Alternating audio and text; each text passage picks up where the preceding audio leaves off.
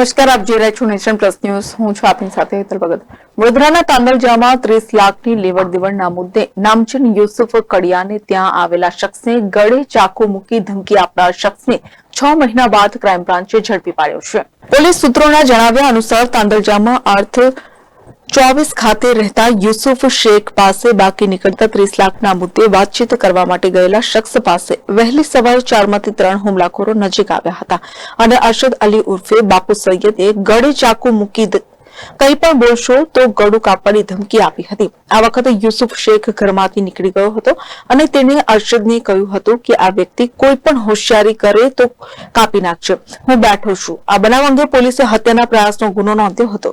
Crime બ્રાન્ચે 6 મહિના બાદ Arshad અલીને racecourse CNG station પાસેથી ઝડપી પાડ્યો છે. પોલીસે અરશદ અલીની ધરપકડ કરી વધુ કાર્યવાહી હાથ ધરી છે.